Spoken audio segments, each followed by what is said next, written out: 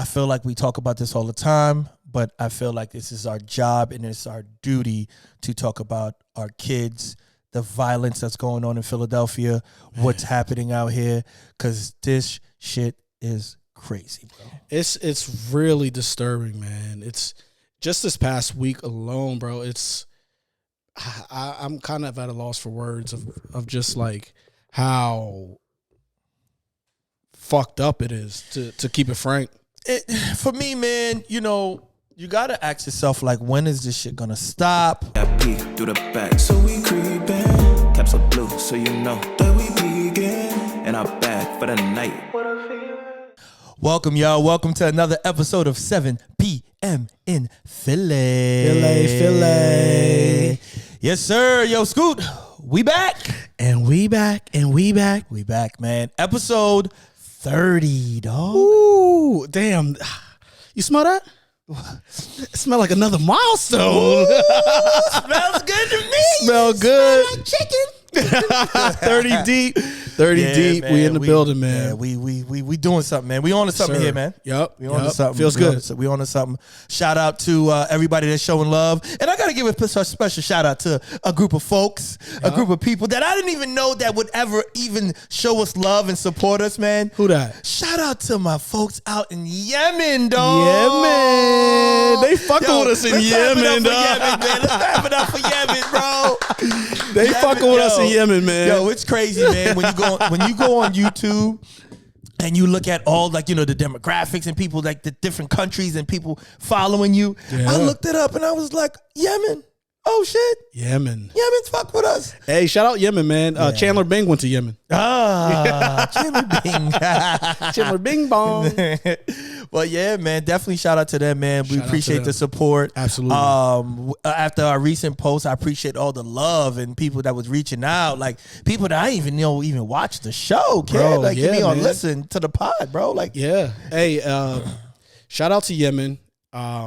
We had to do a bit of research on Yemen.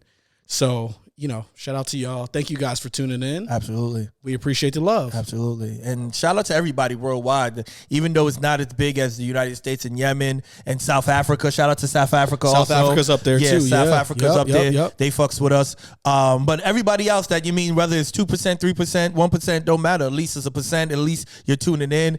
And it's only going to get bigger from here. So, yes, sir. So, yeah, let's do that, man. Thank you, guys. Thank y'all. you. Appreciate it, man. Yeah. Assalamu alaikum. Yes. Alaikum salam. Sir. So we're going to do what we always do. So let's get right into it, man. Yes, sir. We got to take the tempo down for this one, man, because it is, I feel like we talk about this all the time, but I feel like this is our job and it's our duty to talk about our kids, the violence that's going on in Philadelphia, what's happening out here, because this shit is crazy, bro. It's really disturbing, man. It's just this past week alone, bro. I'm kind of at a loss for words of just like how fucked up it is, to keep it frank. For me, man, you got to ask yourself, like, when is this shit going to stop? Yeah. When are we going to get a hold on this? When is the gun violence going to stop? Like, all you watch on the news and then you see, bro, it's like these kids are out here playing fucking Grand Theft Auto, man. Like, it's like, yo, like, don't you understand? Like, there's no coming back from this. Like, these consequences that there's consequences that come with taking someone's life. Yeah. So taking someone's life, you don't get that back, bro. So for me, it's tough to watch, especially as having kids, and understand that my kids are out there also, and my son basically, he's out there, and it just makes you worry, man. It does, man. And you mentioned like the one yesterday, which was crazy. They released like just video footage of the suspects getting out the car and lighting up the bus. These are happening at bus stops. Right.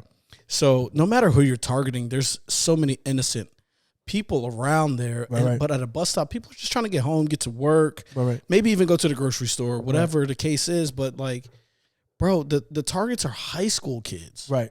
Yeah. Like, come on, like 4 people getting out of a car and lighting up a bus to target some high school kids. Like, you gotta ask yourself, like, bro, is the beef that real? Like, is it that serious? It makes me ask, like, Is there like a turf war going on? Is there some like larger beef going on? It's got to be crazy. It's got to be something, bro. Honestly, because these things are not coincidental. No, they just don't happen. You just don't wake up in the morning and be like, you know what?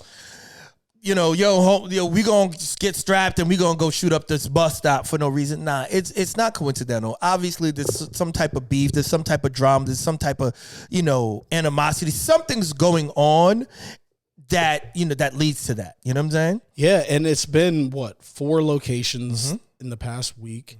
They said up North Philly, Cottman Ave, Center City, Fishtown, Germantown. Yeah. I'm sure we all know people in those areas. Absolutely. And it's really disturbing, man. Like Sherelle Parker made a statement last night, and bro, I just don't know, man. I really just don't know. It's saddening. I really have a loss for words on all this shit. Yeah, because it's kids doing this. It's not, it's one thing when you see grown ass men doing this, but it's kids. 14, 15, 16-year-olds, 17-year-olds, like high school kids. Like, it's kind of like, yo, bro, when I was in high school, I wasn't thinking about strapping up and going to handle. Like, we got into fight like with your fist, right? And like but you would live to fight another day. Absolutely. You know what I'm saying? Every time you live to fight another day, and you knew that, hey, listen, man, like, all right, we fought, we got over it, and then we moved on. That was it. You know what I mean? But with this, man, you taking lives, bro. You taking lives, man. You can't get that back. Yeah, you taking lives, man. And and like I said in my prior episodes, bro, there needs to be accountability taken, man. What do you think could happen though? Like, how can we stop this? How can we, or at least like do something to ease it up? I feel like it has to be a culmination of things. I think it number one, it starts at home. I think, parents need to be held accountable. I always say this, if your child is out there that's 14, 15, 16 years old and you letting them out there playing cops and robbers and they're out here with a gun and you don't know where your child's at, they're just out here willy-nilly. And if you know you can potentially get arrested, then what you gonna do? You're gonna stop them. You're gonna stop them. You're gonna be a better parent. You're gonna be on top of them because at the end of the day, as a parent, it's like, I ain't trying to go to jail for your ass. Hell no. You know what I'm saying? So you try to take some accountability for that because you have to, because it's like, yo, if you get in trouble, I get in trouble. Yeah. You know what I'm saying? So now you're more inclined to become a better parent and supervise your kids and check on them. Go in their room, see what's happening. Pick up that phone when somebody calls, see who's calling them. You gotta do more, and I think it starts at home. It has to. It's got to start at home, and we know circumstances. We know people have busy lives. Absolutely, you got to care about your fucking kids, man. Absolutely, like, you got to know what they're doing. You gotta bring them up right, man. Like it's so difficult. Everybody's circumstances are different, but something has to change, man. Right. And we got to look at ourselves in the mirror, bro. Because what's going to happen is they're going to go on the news. They're going to say all this black on black crime is happening, and it just looks bad. It looks shitty. No, it does. And also I do think, like all our celebrities and all the people that represent Philadelphia or just all around the country, like, we need to step up. Like, I feel like we do not talk about this shit enough. Nah. Like, we talk about all the nonsense, all the frivolous stuff that doesn't fucking matter. We need to talk about the stuff that really matters. Our kids, the youth. Because at the end of the day, as we get older, they're the ones that's going to take over. Yep. And at the rate that it's going, it's just going to be fucking pure chaos, bro. Pure chaos. Pure chaos. So at the end of the day, we need to speak up. We're doing our part. Yes, we're not celebrities, but we've reach certain people. We have a certain reach. So imagine the people that does have the big reach, that does reach out to the masses, that has a voice that people look up to, that follow them and idolize them. They need to speak up too about the violence that's going on out here, because at the end of the day, same way that we pick up social media and see this shit, it's the same way they do also. So I think 100%. we all need to speak up about it and do something about it. Yeah, man. And a lot comes back to education, man. A lot of the times it comes back to education, and there are no resources being put into the development of these kids. Absolutely. In fact, it's being taken away, man. Yeah. Like, I worked with Strawberry Mansion, and everybody talks about Strawberry Mansion and, this bad, what's the word I'm looking for? Representation? No, it's got a bad rep, but, the narrative drives that reputation. The narrative, like in the media, it makes people believe things are a certain way. At the end of the day, we're talking about kids, man. All right. A news article goes out, and all of a sudden, the school's body goes down from 1,500 to 200 kids. Like, where are the rest of those kids going? Absolutely. It's crazy. Yeah. It's crazy. So we got to just do a better job overall, man. Yeah. Yeah. And it's kind of like, I feel like we live in a culture now where it's like people just don't talk about it. You know what I mean? It's just kind of like, oh, we don't talk about it, it'll go away. Yep. That's not the way things work. You gotta talk about it. You gotta face this issue and the problem head on so we can get a resolution. You know what I mean? Like at the end of the day, we understand that it doesn't happen overnight. But little by little, you invest in these kids, you invest in time and show them some love, man. And for me, like, every now and then I go out there and then, I got this program that I go to on Fridays mostly. And, I play basketball with these kids and these kids come in, they got ankle bracelets on. They're angry. They're upset. They come in all strong. But for me, it's like, that shit don't mean nothing to me. I mean, for me, I hug them. Tell them I love them. Yo, I'm here for you. I give them a little word. Love, man. I give them some energy at the end. To give them some inspiration. I speak life into them. And that's the problem. We're not speaking life into these kids. You have to speak life into them. You got to show them that somebody gives a fuck about them, because what the problem is, these kids, they go out there and they think the homie on the corner is the one that loves them. They think the people that's doing bad out here is the one that love them. The one that's killing somebody out here, that's the one that love them. And that's not the case, because that's the only person that they can go to.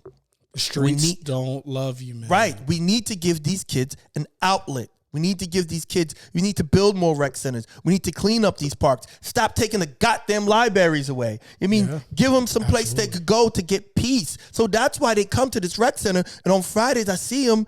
And I play basketball with them. In the beginning, they come in, it's all tough. I'm like, yo, come out of here, man. Get out of here. And I use basketball just to break that barrier down. And at the end of it, they're like, yo, Mr. Steve, can we come out? You gonna be here next Friday? Are you gonna be here? Oh, this and that. And some of these kids, they break down to me, and they, because home is fucked up. And I get it.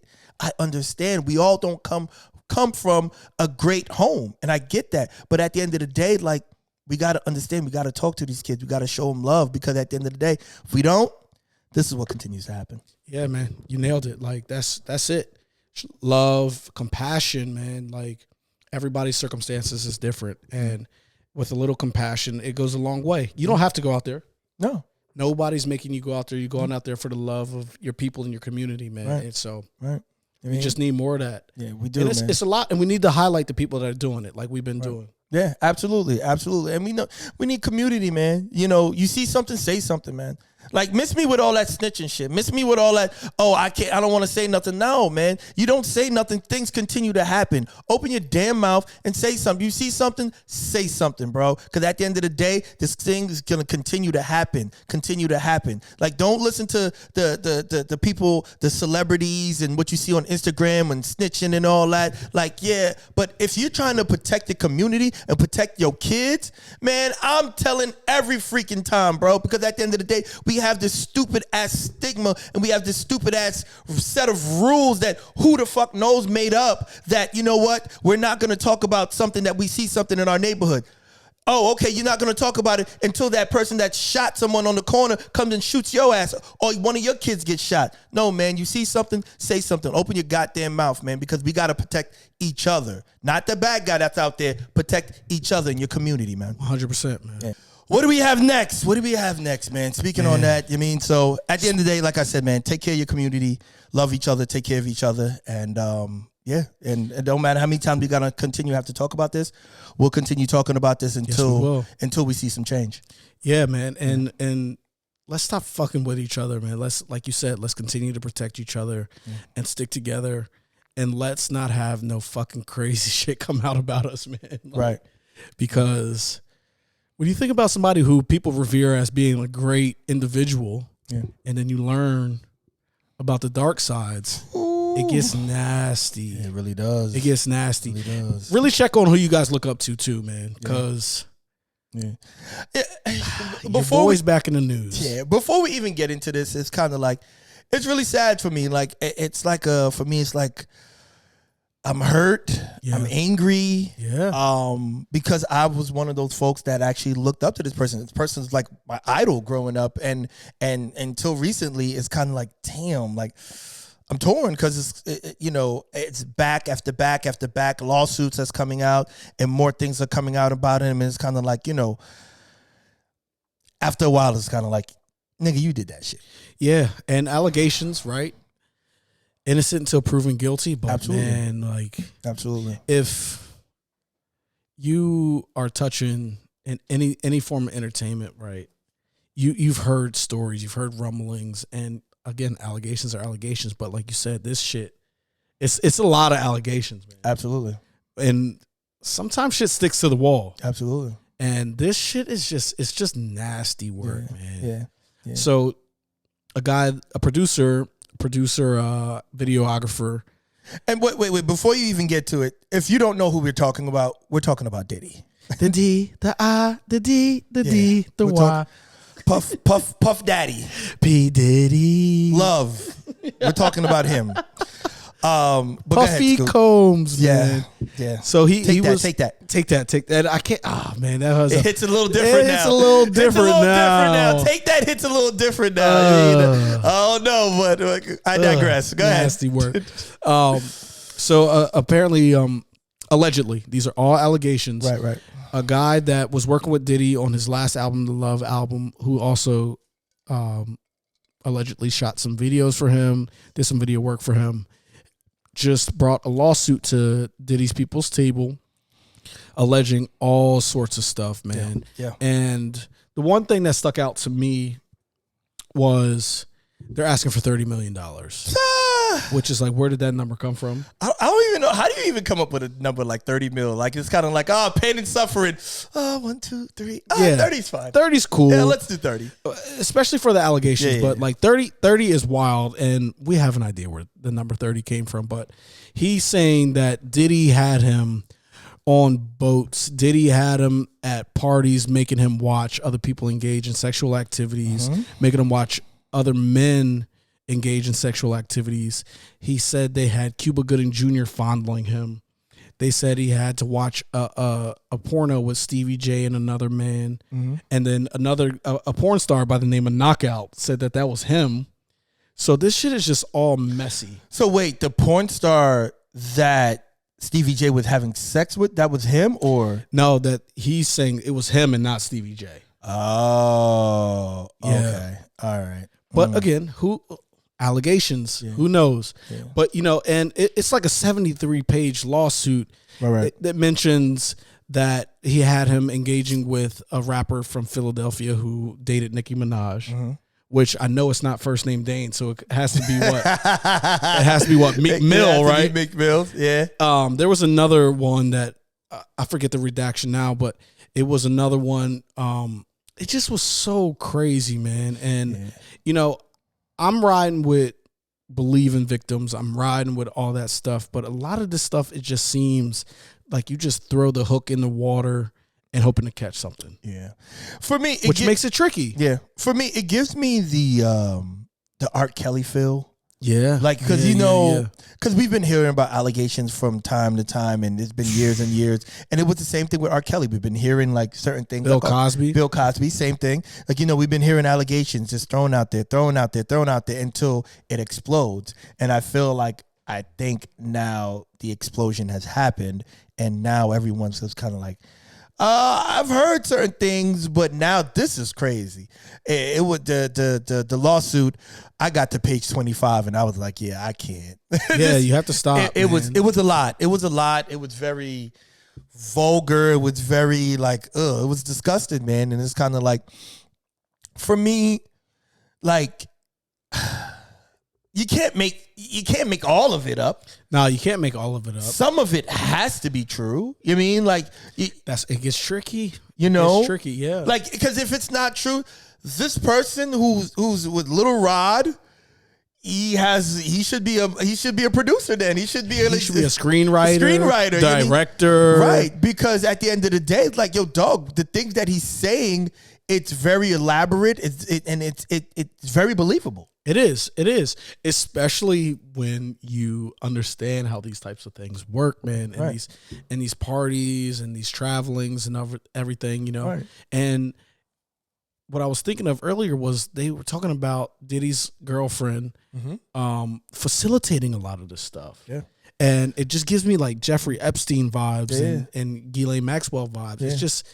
It's crazy, man. Yeah. And true or not, like, you just hate to see this happen in our community, man. It's just another thing to tackle on top. And like you said, like, we looked up to Diddy. Right. People used to call me Scoot Diddy. Yeah. My screen name was Scoot Diddy. Nigga, your dog is named Diddy. My dog, his name is Diddy. Right. And he black with the white underneath. Right. Like, Diddy got the gray hair. It is crazy because for me, I told myself my next dog, I wanted to name him Puff Daddy. Yeah, it's I mean, like, bro, it's crazy. It's insane, man. And we talked about last time, like, the value of our leaders and needing to be leaders. And, you know, Diddy had that whole campaign to help Obama get elected. Absolutely. And all these types of things. Yeah. And, bro, come on, man. Yeah. It sucks. It's sad. I would hope, even though I don't think it's not true, I would hope it's not true. Yeah. But the way it's looking based off what I read and the things that I've heard, I mean, that's less than likely.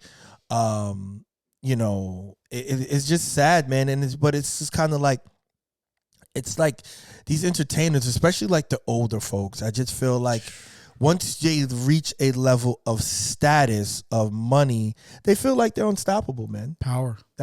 And that's what we talked about last week. I mean, like, you know, I feel like that power does something to them where they think they can get away with anything and do anything. You know, it's really scary, man. It's really scary how these things happen, and now it's coming out, and like how many people are hurt, are involved. And it just also makes me think that this is just the people that we know. Just imagine of all the other people that possibly were affected or possibly was hurt.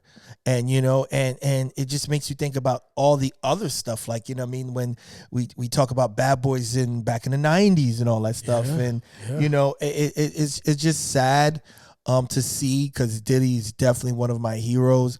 And to see this happen to him, it's kind of like, damn, bro. Yeah, man. And, you know, a lot of people will tell you money doesn't change you. Money makes you more of who you are. Yeah. And the power trip, for me, it just seems like a lot of it is derived from insecurity. Yeah. And a lot of what drives people is, I don't want to be where I was. I want to be here, which is a form of insecurity. So when you get this power, you have this sense of insecurity, and like it just makes you think that you are dominating somebody or dominating whatever you are. And it's really sad, bro. Yeah. If you really break it down, like it's fucked up. And dog, there should be no reason why you get a little bit of money, you think that you can manhandle somebody for your fucking entertainment. Right. It's fucked up, man. Yeah. It's crazy, and it's got to stop, man. I don't care entertainment. I don't care if you got a lot of money. It's got to stop. Yeah.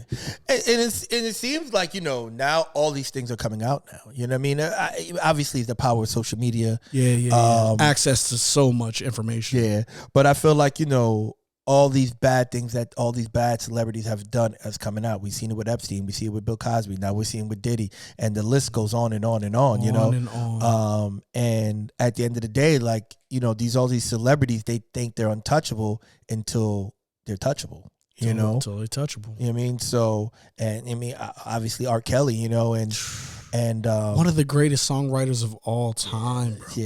Yeah. But for him, I felt like he had a sickness, but I think all of them do. You know what I mean? So yeah, I mean, he talks about being molested as a kid. Right. And that all goes into play with it, but at the end of the day, it doesn't justify your action. It don't justify anything. You got to get help. Yeah, you got to get help. You got to get help. So yeah, and then then you're just perpetuating the cycle. Absolutely. And you know, also, you know, just when someone gets a lawsuit put on them, or there's a lawsuit out on you, and you go ahead and pay it, like you just go, you know what, here, take the money. that kind of makes you look guilty. It does. Yeah, it does. It makes you look guilty because as a human being, as a person, like have you ever been lied on before? Like someone lied on you? Oh, right? yeah. Right. So you would never go to that person and be like, you know what? Oh, you lied on me? You know what? You're right. I'm going to pay you off. Just go away. No, you're going to fight the lie. Be like, yo, this person did not, this is not true. I'm going to fight this tooth and nail. So I feel like this kind of, by Diddy paying off Cassie, this kind of made it like even worse. So it just kind of like, you know what, Little Rod was like, oh, word? Cassie already, you know what I mean, kind of opened the floodgates. Yeah. Now, you know what, I'm going to do the same. And you're going to pay me. So, and it's kind of like, yeah. But see, the difference between the Cassie situation and Little Rod's situation, he spilled all the beans. He spilled all the beans. He named names. He named 73 pages. And I can't remember off the top of my head how many, the suit paperwork was for Cassie, but 73 pages for Lil Rod. Right. And naming names. Right. And all dude interaction. Right. And oh man, I forgot he said that he got molested in a bathroom by Young Miami's cousin. Yeah. And that's a girl. If you don't know, the cousin it's a female that he got molested, raped, I guess you would call it, by. So my whole thing is just kind of like, some of this shit's gotta be believable, bro. Man. It's gotta be real. It just can't be fake. It all can't be fake news. But I think, see, the difference between this one and with Cassie kind of gave you a little tidbit of it. Yeah. She could have spilled all the beans because I'm sure she was with Diddy for years and years and years, damn near a decade. You know what I mean? She's seen a lot. So she's seen a lot and probably wasn't involved in a lot. So she could have just opened up the floodgates from then, but she didn't. She gave you a little tidbit of it, and Diddy said, oh. 30 mil. Yep. There you go. Shut up. And that's where we get Little Rod's $30 million. Little Rod said, yo, you going to pay her that? You going to pay me that too. Yep. So, hey, man. But at nasty stuff. But at this point, Diddy can't pay it. He can't. But he might have to. But he might not have to pay 30, but he's going to have to settle. You mean he'll settle, but at the end of the day, like, if you settle, now what? Now what? Hey, how many times has Donald Trump settled? I mean, I guess. It's nasty all around. It's just, you just shouldn't ever be in this position. It's just nasty. Yeah. And shout out to the judicial system who's fucking everybody over. Right. So, but what? There's some funny shit in this whole thing. But throughout this, our Philly-owned friend, Meek Mills, or Meek Mill, I'd always put an S at his name. Meek Mill, he has been going on I guess he doesn't have a PR person. I guess he don't have nobody. He has no PR person. He's PRing himself, and he's doing a horrible job at Meek, it, bro. Holla at Lindsay, man. Yeah, holla at Lindsay. She's right here. If you need help, right. We got her email. We got her business card. Everything. Slide in the DMs, but you got to get somebody to help you out, bro. Bruh. He's doing a horrible job telling people he's not gay. This is great. I've never seen someone come out and say, yo, I'm not gay, and just be terrible at it. Like, and then drag on for 2 weeks. Right. But like, hey guys, yo, guess what? I'm not gay. You see how fast that was, Meek? I'm not gay. That's it. Hey guys, guess what? I'm not gay. I don't like guys. I like women. Oh my God. That's it. But him is like, yo, I would never. I love that wet coochie. Oh man, it feels so good. Last night I was in it, and it was in splash, splash, splash, splash, splash. Yo, bro, I'm an uptown nigga. I would never do no coke crack. I love pussy, bro. I ain't never letting a nigga slide in my butt cheek. Yo, bruh. Just say you're not gay. Just say, yo, hey guys, guess what? Not gay. I don't like men. Yo, Meek is hilarious, bro. It's wild, man. How somebody needs to take his Twitter, man. Yeah, just take him over. But my thing is just kind of like, and we talked about this. I mean, like his spelling. He can't spell for and this is kind of everything is just grammatically incorrect. I can't read it. And it's kind of like, yo, I was trying to read like his paragraphs and stuff. It's like, and he's around. And see the thing, he has rich friends like fucking Robert Kraft. Like I wonder what Robert Kraft thinks when he wakes up in the morning and goes on social media or whatever he goes on and reads this. Does he go, damn, this nigga dumb? Damn, this nigga dumb is exactly what Robert Kraft is thinking. Like, huh? Like, and like my whole thing is like Meek got rich friends. Like at no point of his rich friends go, hey, yo, bro, you need help? Like, bro, Meek is a songwriter, bro. Right. Like I just don't get how it's so incoherent. But he writes I mean, like it makes sense to him. Because he's just spewing from his brain, right? His So creative mean, brain. so his handwriting and all that stuff, it makes sense to him. Like he understands it. You mean, like I spent 17 minutes trying to read a Meek tweet the other night, and I'm like, bro, yo, just say you're not gay. Academics has nothing to do with this. Yeah, nobody else has anything to do with it. Just say you're not gay. Like you doing all this defensive macho stuff, bro. Like it's not reading well, and you look gay.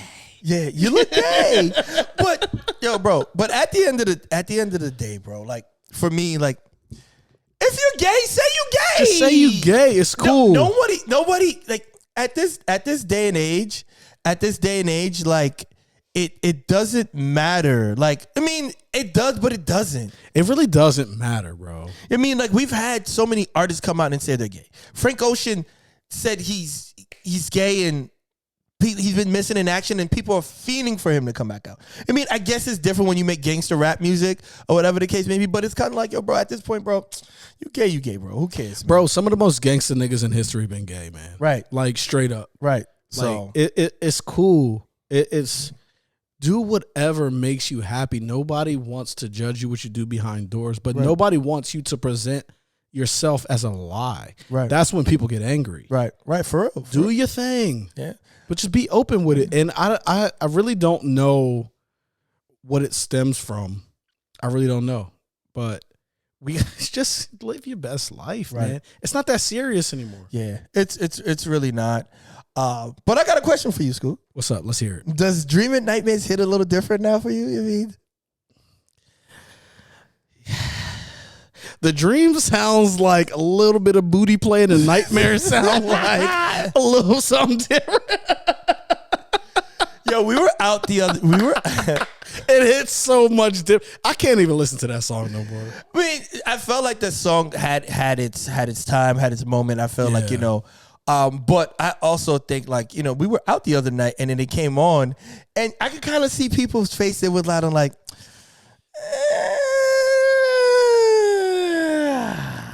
I don't know. Next. I mean, so yeah, it definitely hits different. And being outside, like you're saying, and to see the reaction from hundreds of people, it speaks volumes. yeah, it speaks volumes. Speaks volumes. So, I mean, I think, you know, for me, I think Meek should just continue doing what he's doing. Just tone it down. Get a PR person and get your shit right, bro. Like, but he ain't gonna listen to us. He ain't gonna listen. He ain't gonna listen to nobody. Nah, And he's not. I guess that's a gift and a curse. Yeah, I mean, it Shout works. out to Meek.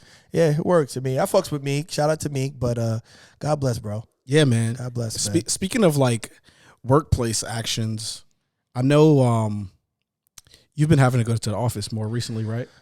Dear Lord. Yeah. Thank God. Like I work from home, man. My office is in my bedroom. Yeah. My bathroom is 4 steps down the hall. Yeah. So I could fart, I could do whatever I need to in my own bathroom. But what's this like being back to the office? It's weird, bro. A lot of things that's happened by going back to the office. What I've realized are people are socially awkward. What do you have they always been like that? Because I ain't gonna lie to you, I've never had a corporate job. No, I felt like, you know, back in the day we used to go to the office 5 days a week. Yeah. And we were accustomed to seeing people damn near every day. But, you know, COVID happened and it made people stay home, and obviously people were working from home and all that stuff. So you were secluded from the rest of the world. Yeah, in your own confines. Yeah. So now that things are changing around, and a lot of office space are not being used, and companies are losing a lot of money. Now they're forcing people to come back into the office. So now I got to go back into the office 3 days a week. So, and it's been horrible. I fucking hate it. I hate it. At the end of the day, I get it. That's the corporate way, and that's what it was. And it makes me ask myself, like, damn, bro, like, I used to do this shit 5 days a week, bro. And you an early morning office goer. Right. So I get up at 6:30 in the morning, man. So, and for me, it's just weird. And I think people have forgotten how to behave in the office. What's the biggest... what sticks out the most that people have changed from being in the office 5 days a week and coming back now after being home for damn near 3 years? For me, I felt like it's a lot of things, man. It's a culmination of things, man. Like, it goes down to the most littlest thing, not little thing, but it's kind of like we have a rule in the office, like, yo, you don't microwave seafood. Like, you don't microwave seafood, dog. If you had fish last night for dinner, you don't throw it in the mic when you get to work and bring it back to your desk. Like, have the whole place smelling like fucking cod, bro. Right. Like, yo, come on, fam. Like, it's just wild. So for me, those little things, or clipping your toenails at your desk. Like, yo, stop. No. I gotta stop you there. Clipping your what? Clipping your toenails at your desk, fam. Clipping your what? Toenails. Toe jams. People are clipping their toenails at their workplace? Big toe at their desk, bro. I've seen it. That shit just flies. Yo, bro, it's all over the place. Yo, if you're clipping your toenails at your fucking workstation, you got a lot to like reflect on in your life. Nah, like what? Yeah, it's wild. It's disgusting. It's disgusting. And and it's one of those things, man. Like, and also, like, let's say go to the bathroom or whatever. And I wonder if this is like a thing, if it's wrong. But if I'm at the urinal and you're right next to me and I just let a fart go, like, it's just like, do we do that? I guess it depends on the fart, man. Sometimes you can't control the fart. That joke gonna slip out. But if I know I got a fart, I'm gonna just go into the stall. Yeah, but if you're taking a good piss and that fart just come out sometimes, like, you a nasty nigga. You a nasty nigga. Dog, that piss be like, yo, you been holding that junk because you've been working on a deck for the last 3 hours, dog? I get it. That fart just might just make its way out. I get it, man. But like, if I'm next to you, fam, and we like, it's a difference since, that's my homie, and we at the bar and we drunk. The beer fart.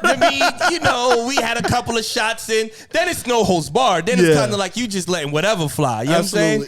But if we at the office, fam. Oh, man. I just finished sending some emails in Outlook, and then you going to pull up next to me. And then you just going to just let one rip, fam. Oh, man. I'm going to look at you sideways like, bruh, you could have went into the stall and did that, fam. Yeah, but the fart in the toilet bowl sounds crazy, though. That shit rings off in the whole bathroom.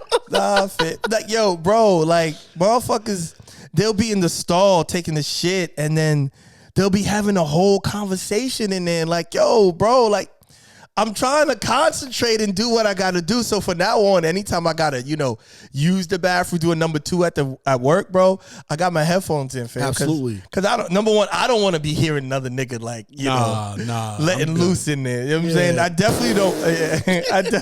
And niggas groaning. Man.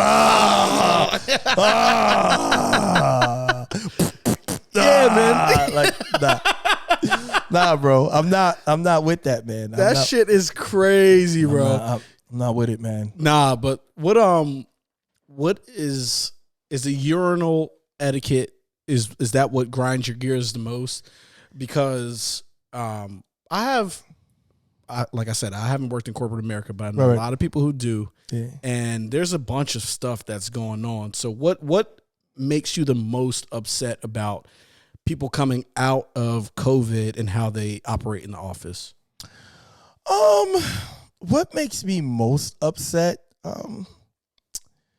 I just feel like honestly, just a lack of respect for one another's space, and just an understanding. Like, listen, man, like, you know, we're coming from COVID, and you have to kind of ease back into it, and just understand, like, yo, listen, man, like, COVID was crazy for us, you know, so people are a little different now, like, you know, and it takes time, you know, but you know, it just, for me, I don't know, man, like, I don't like being in the office. I don't like being, like, we've become accustomed from not being around each other so much. So for me, I think it's just kind of like how everybody just thinks it's all automatically going to be kumbaya, man. You know? Did you like being in the office before COVID? We didn't have a choice. Yeah. We didn't have a choice. I mean, so it was just no difference. At the end of the day, there wasn't no option. So when you don't have an option, you don't know any better, and you don't know any different either. So I think that played a big part with it, because it was kind of like, all right, well, this is just life. I mean, being in the office, we're there 5 days a week, and that's life. But then COVID happened. It was kind of like we got accustomed, like, oh, shit, I can do this shit at home. Mm-hmm. Word. Yeah. All right, cool. So now it's kind of like, So now it's kind of like where people don't even want to go back into the office anymore. Yeah. You know what I mean? A big thing I noticed has been a lot of people feel the entitlement that if something doesn't go their way, they can just sue. Oh my God. It just happens it's happening so rapidly. Yeah. And I know many of people who are going through lawsuits right now. Yeah. And I think the entitlement of everything that we experienced through COVID, right? It's been a myriad of things. And people just are taking that shit and running with it. And like we talked about with Diddy, like, everything is allegations. But some people just will take advantage of situations. Have you experienced that? Oh, hell yeah, absolutely. I mean, you know, I'm not going to throw any names or anything like that, but, you know, I've witnessed people around my office to where it's kind of like they won't take accountability, A, for their actions, and B, they're just downright fucking lazy. I mean, they're just lazy. They don't want to do the work anymore. So, you know, and when they get called out on it, they're like, all right, you know what? I'm going to sue. Or they pull a race card or this and that. So it's kind of like, yo, man, like, at some point, people got to take accountability for their actions and look in the mirror and be like, yo, listen, man, I fucked this up. Yeah. This is on me. And I feel like that's the problem. And that's like, you know, the flip side of what COVID did. COVID has made us lazy also. Yeah. We don't want to work. We don't want to do anything. You know, we want, we want that STEMI check all the time. Yeah. You know, we want that that PPE or whatever the PPP. Shout out to the 1200. Right. Everybody want that PPP. Everybody wants that. Nobody wants to work anymore, and we've become lazy. So now that you're back in the office, it's kind of like, all right, well, I get called out on my bullshit. All right, you know what? I'm gonna sue. And it just kind of like, and it sucks because there are people out here who are really being discriminated, 1,000%, are really being, you know, treated unfairly, and they're the ones that should be suing. But I feel like a lot of people are doing it just because of the simple fact, just to get an easy payday. And on that topic, like, I think there's like 30 states. Something around 30 states that they have already put into place to end the DEI. And what DEI is, diversity, equity, and inclusion, which was made big during COVID because, you know, George Floyd and all this stuff, and people are trying to get the inclusion, and now all that shit is wrapped up. Yeah. Pretty much. Yeah. And it just shows you that people, this is a fucking game, people. Like, there is no loyalty to you as an employer for most places. Some places are dope. Yeah. Some places really are dope. Yeah. So this is not across the board, but there ain't no loyalty to you. There ain't no loyalty to anything but the bottom line. Right. And if your company ain't making money, you are reusable. You are replaceable. You are so, like, disposable. So, like, we need to also treat employers like this is just, this is a means to an end. Right. For a lot of things, man. And it's this is a game that we're playing. It's life. Yeah. And by you saying that, I mean I feel like I have to speak on this, and a lot of employers and employees, I would say, get this fucked up. Your boss is not your friend At all. Your boss, He's your boss. He's your boss. He's not your homie, because if the big wigs come upstairs go, yeah, listen, you got to let this person go. You know what they're gonna do? They're gonna be like, I ain't losing my job or my investment. Right. You gotta go. You know, so people don't get it fucked up and think that your boss is your friends. They're not your friends, man. At the end of the day, you're here to do a job, and as you do it well. Great, kudos, they love you. As soon as you don't do that job well, as soon as things don't work out the way they had it planned in their mind, you gotta go. And there's no hard feelings, because at the end of the day, what they say, it's business. It's business. Not personal. Not personal. So just always remember that your boss is not your friends. And going along with your boss is not your friends. Your coworkers are not your friends. Let's talk about that, because a lot of let me touch on one thing you said about your boss not being your friend. You could be doing your job great and you could still get the fucking fired. Absolutely. You can still get the boot. For sure. It's been happening to people. We're seeing a turn in the economy and the workforce, and people are being laid off by the masses. Absolutely. So this just shows people that there is no loyalty to you. You are just a pawn on the chessboard, and I don't mean that in a derogatory way. It's just that's the way shit is set up. But back to your employees or your peers not being your friends, your work peers not being your friends. Why do people get that shit fucked up? Again, I haven't worked in the force. You know, for me, I think that the thing is that a part of it is you spend all day, every day at work. You spend majority of your time at work. And some people, they spend more time at work than they spend at home or even with their families. Yeah. So what happens is that you become accustomed and you're familiar with them, and they become, you become close with them. But one thing you got to realize, when it all boils down, it's you against them. You know what I mean? Because at the end of the day, if your boss comes over there and be like, yo, listen, man, hey, if you don't be honest and tell me, hey, what Steve has been doing, hey, you're going to get fired or you'll lose your job, or, because when the way you look at it and the way you have to look at it, they got to get a paycheck also. Yes, they do. They got a family to feed also. Yes, they do. You mean at the end, being loyal to you, that shit don't pay the bills. Hell no. You know what I'm saying? So at the end of the day, it's you against them. Like, yeah, I'm not going to say, oh, yeah, don't be friendly, don't be cool, don't be nice. Yes, but you got to understand the bottom line and what this is really about. Yep. You know what I'm saying? Because a lot of times motherfuckers think that, oh, yeah, my coworker's my friend. That's my girl. She's cool, whatever. But when the boss came and it was time for, you know what? Yo, performance is coming around. Yo, listen, whatever. Oh, listen, I'm going to put me first. I'm going to throw your ass under the bus because you know what? I got to get this paycheck. These kids got to get fed.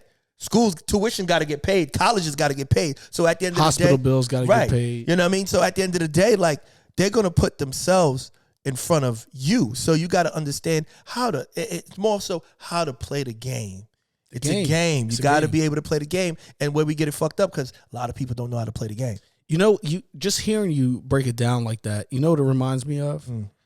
The streets. Absolutely. It's the same shit. It's the same thing. Ain't nothing. The streets ain't loyal to you. Nope. The streets is your boss, right? Nope. Your man who you getting supplied from ain't loyal to you. Right. You making him bread. Right. The people that work under you might be loyal to you to an extent, but if they get jammed up, who they gonna choose? Right. It's the game, man. Yeah. It's people have such a clouded vision of what they think life is about and what they think. Man, when it comes down to it, you got to take care of numero uno. Absolutely. You got to. And they tell you on a flight, you got to put your breathing mask on first before you can help anybody. Absolutely. For sure. And then another thing I want to put out there to you is kind of like, and look at it from this way. Like, if you ever been fired or lost your job, right? A month later, your coworker's hitting you. Hey, yo, what's up? How you doing? No, because it's out of sight, out of mind. Is your boss going to hear you? Oh, you know what? I'm so sorry that I let you go. No. Hell no. Hell no. Out of sight, out of mind. You may, it's a rare occasion where you get that boss and be like, you know what, that was wrong, whatever. I'll help you find another job. Yeah, some people get that, but a lot of people don't. I ain't never heard of that situation before. Right. So a lot of people don't get that. 95% of the time, it's like, yo, listen, man, thank you for your work. Thank you for your service. All right, we're done. You know what I'm saying? And it's kind of like, and to get even deeper, you pass away today, somebody will be in your desk next week. You know what I'm saying? They're not going to be like, you know what, in honor of Steve, this position is not going to get backfilled anymore. No, man. Nope. Next man up. Next man up. They're going to put out, they'll send out an email. They'll probably put a little flyer on the intranet on your company website. And they'll say, hey, you know what? Condolences out to Steve and Steve's family. And next week, your position will be right there on the HR board, right there. Boom. Yep. Hey, you know what? We got to fill that. You know any friends? We'll give you a little referral if you get somebody in here. So. Yep. That's the way it works, man. It's crazy, man. It's the way it works, man. It's sad, but at the end of the day, you got to put yourself first, and you got to know how to play the game. And speaking of, you're fired, right? Your uncle is back at it. Oh, my uncle, get your ass out of here. My uncle. Your uncle is back at it, man. Oh, man. Yo. Man, he's selling a lot of sneakers. A lot of sneakers. They're going to sell out. They're going to sell out. Beautiful sneakers for everybody. Just a little bit for everybody. We got millions and millions and billions of sneakers. You're going to love it. Yo, God bless America. He dropped I've never, ever seen nothing like this. Trump dropped some sneakers, bro, and those shits look crazy, man. Gold jaunts too at that. I might have to change my last name because of this nigga. Yo, he dropped some gold sneakers, and them shits look wild, man. Them jaunts look like, I don't even know. Them joints look like some Airbud 18s, bro. Yo, the gold edition. Yo. And he had the nerve to like bring them shits out like he was flexing, like, yo. like he was rolling out the new Tesla. Yo, he had to just like, look at this. This is beautiful. I'm for the culture. I'm like, yo, dog, everything's a joke to this guy, bro. He knows what he's doing, and that's the funny part. He knows what he's doing, and he can do no wrong in his mind. Nah. And like people like us, we gonna laugh at it. We can see it. People are buying, like people are eating this shit up, bro. Yeah. It's crazy. But see, if he wanted everybody to fucking get these sneakers, he would have made it affordable. Oh, absolutely. Them joints is like $350. And we over here talking about Kanye West, but I digress. Right. Like, yo, come on. $350. Didn't they sell out? I mean, I don't know. Lens, can you look that up for us, please? I haven't. Didn't they sell out? I haven't seen. I usually keep tabs on it, man. I seen them shits once, and I was like, yo, I don't want to ever see these shits. I forgot what they looked like. I looked at them once, and I erased that shit from my memory. I seen a black homie wearing it, and he was just kind of like. Sold out hours after launch. That's wild. Only in America. Sold out hours after launch. We made it in America. Yeah, that's wild, man. Nah. Dog. What was the price point? They sold out hours after launch. Like $350. I think $350 sounds about right. Yeah. $399. Not even $400. $399. That's how you know he's smart, man. That's a PlayStation, fam. That's a PS5, bro. Bro, that is a round trip to motherfucking New Orleans from here. Right. That's Cancun. Straight up. I mean, like shit. Straight. Yo, that's sold out in hours. Yo, that's wild, man. He knows what he's doing. It's sick. He's an evil genius. It's sick. It's sick. But we got to acknowledge he moved them shits. Yeah. That shit about to pay for all his lawsuits. Oh, absolutely. That's crazy. Absolutely. It's tactical. It's like, oh, sure. Those lawsuits, that's nothing. I'll pay that back. I'm going to make all these American idiots pay this shit back for me. He about to re-up, too, because he just wiped Nikki Haley's ass out of the fucking race. Oh, absolutely. For sure. Run that back. And they got to GoFundMe for him. They got to GoFundMe for Trump, fam. Yo. They got to GoFundMe so he can pay all the lawsuits back. This is nuts. It's crazy. We are in the Truman Show. Yeah. And I think when I seen it, that shit was like, I think it was a few thousand in there, like maybe like 50, 60,000 in there. So there are people that are really putting up bread for your boy Trump, bro. So let me ask you a question. What's up? How many of those people do you think believed that he was with all those black people in that photo. All of them. All of them. Every single last one of them. Yo. Every single last one of them believed Trump was actually in that picture with all them black folks. I don't know if y'all have seen this shit, but Trump's campaign people went straight to Chat GPT and put him in a crowd of black folks. And it's so obvious, but this is how It's so bad, man. this is how this shit's gonna warp people's minds, because middle of America's big, man. Yeah. It's big. It's a big population of people in the States, and people are eating this shit up. Yeah. There's a lot of people that are not smart either. Or technologically savvy. Yeah. Which I get. Yeah. And they're going to think like, oh, you know what? Not only the white folks vote for Trump, look, now the blacks do, so they're going to look at it as that also. And it's kind of like they're going to fall for it and be like, you know what? Because at the end of the day, Trump has been known to, to pull the race card and pander and do all that shit. So now that they're going to see that, they're going to be like, you know what? Everybody loves Trump. Black people love Trump because they knew black people wasn't fucking with Trump. But now it's kind of like, you know what? Blacks for Trump. It's the picture is actually like, it's not bad. They did a good job. They did a good job. They did a great job. They did a good job. If you got one eye and got vision and bad in the left one. If you don't know any better, you would think like, yo, they really fucking with Trump, man. And it's ridiculous, man. It's good for like an internet article. Right. But right. bro, my man's hand looked like the dude from what's that Adam Sandler movie where he's a golfer? Oh, damn. Happy Gilmore. Yeah. He looked like the black dude in Happy Gilmore's hand. Yeah. It looked like the dude from Scary Movie. Like, take my strong hand. Dog. That shit is crazy, yo, bro. It's wild. People man. Eating it up, man. Yeah. But you gotta ask yourself, man, why are politicians so dumb and out of touch, man?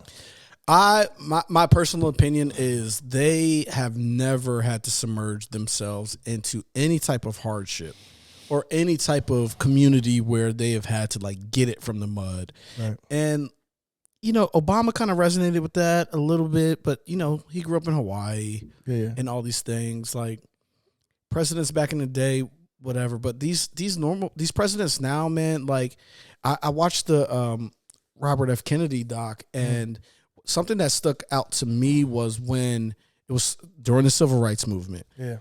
And his brother was president, right? So this was the 60s, before 64. Right. He had never been to like the Bronx. He had never been to like Brooklyn. Right. He had never been to like, I'm sure he's been to Philadelphia, but he had never been to Cottman Ave. Right. Absolutely not. So like these people's perspectives and their blinders are so real. They have never had to experience what people are going through in Mobile, Alabama. Yeah. In fucking Jackson, Mississippi. Yeah. In bumblefuck Florida. Right. No disrespect to Florida. Yeah. Don't fuck me up. But they've never had to actually live this shit, so they don't know what it's. They're so out of touch with humanity that they think what they're doing is right. You ever met somebody who's just so ignorant that they don't know what they're saying, but they swear that they're right? Absolutely. That's what I think that politicians are like. And I grew up in South Jersey, man. Yeah. See that shit all the time. Yeah. It's for me, like with the, how could you not be informed when you're the people who are getting all the information? You know what I'm saying? That's when we got to talk about the system. That's the part that's just kind of like, it baffles me, because it's kind of like, you're supposed to be well educated. You're supposed to be so smart and know all these things and know how things go and how things work in this world. But you're really out of touch. You really don't know what's happening out here. But then you want the American people to vote for you. So that's why for me it's like, when you see these folks pull up to, downtown Philadelphia, or they're going around Philadelphia, going here, going there. Oh, you see them go into a black family's household and have dinner. Joe Biden went in there and had Chick-fil-A with a black family. I'm just kind of like, come on, man. Get your ass out of here, bro. Facts. Like, get out of here. It's all a play. And, you know, a lot of people eat it up. A lot of people eat it up and they see like, oh, you know what? He really cares. No, he don't. He doesn't, man. Nobody cares. None of them care, It's bro. entertainment, man. It's so crazy. Yeah. Like I used to have so much faith in the system of America, the democracy. Like I'm a historian. I took government and politics a lot of years. I studied this stuff, and I used to have so much faith in the system, and growing up and experiencing life, and you see so much more stuff. Yeah. This shit is a facade, man. Yeah. It's really disheartening. And these people don't care about people. No. They don't care about people. Because if they cared about people, there wouldn't be a fucking food desert in Newark, New Jersey. Right. There wouldn't be lead poisoning in Flint, Michigan from fucking drinking water. Correct. There wouldn't be cancer from the lakes that are in Gibbsboro, New Jersey. Like if politicians and these people that are in charge cared about people, we have the most money and we print money. Right. We send billions of dollars to Ukraine. And I'm not taking anything away from the people in Ukraine that are in need. We send billions of dollars to Israel. Right. We do all these things. And, dog, there is babies in Newark, New Jersey suffering from lead poisoning. And you wonder why violence is so high in these places. Yeah. They can't fucking be born into something that they, as a human being, are right to. Right.